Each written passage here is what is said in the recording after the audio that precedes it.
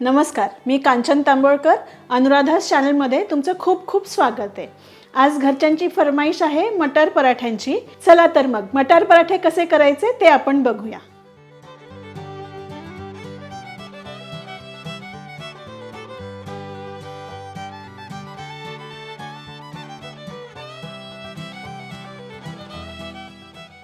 मटारचे पराठे करायचे आहेत आपल्याला.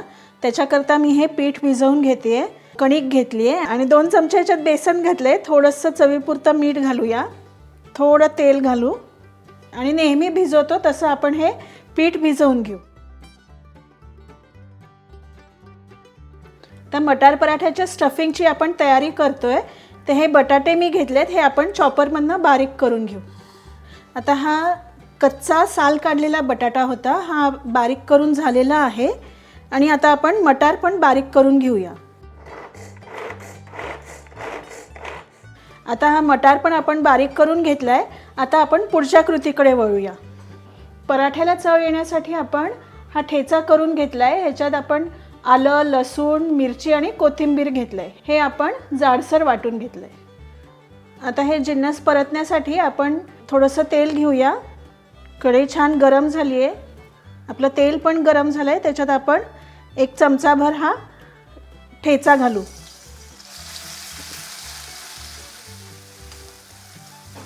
ठेच्याचा रंग पण बदलला आहे. लसणाचा कच्चा वास पण आता येत नाही आहे. आता आपण ह्याच्यात बारीक केलेला बटाटा घालूया. ताज्या मटारचे पराठे तर छान लागतातच, पण फ्रोझन जरी मटार असला तरी त्याचे पराठे केले तरी छान लागतात. आता बटाटा छान परतून झाला आहे. आपण ह्याच्यात मटार घालू.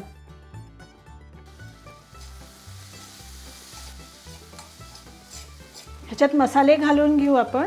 1 चमचाभर हळद, लाल तिखट, थोडी धनेपूड, थोडा गरम मसाला,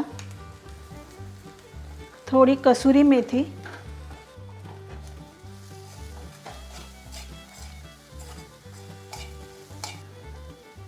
चवीपुरतं मीठ आणि अगदी थोडीशी साखर. 1-2 चमचे मी पाण्याचा शिपका देते आहे, म्हणजे छान शिजेल. हे आपलं सारण तयार आहे. सारण थोडं गार झालं की आपण ह्याचे पराठे करूया. आपली कणिक आता छान भिजल्या गेली आहे. थोडासा तेलाचा हात लावून आपण ती छान मळून घेऊया.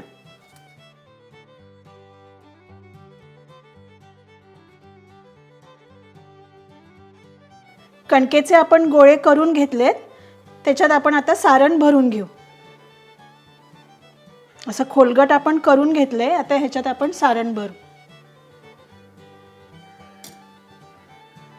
आता सारण भरल्यावर सगळीकडनं आपण एक एक करून बंद करून घेऊ. जास्तीचा जो भाग असतो तो काढून घेऊया. स्टफिंग करून झालंय. आता आपण पराठे लाटून भाजून घेऊ.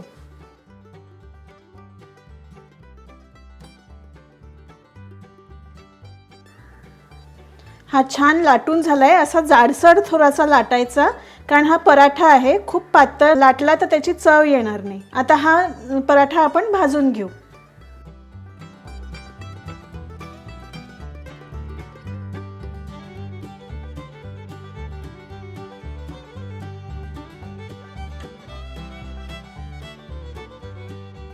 थोडं तेल सोडून दोन्ही बाजूंनी छान खरपूस भाजून घेऊ.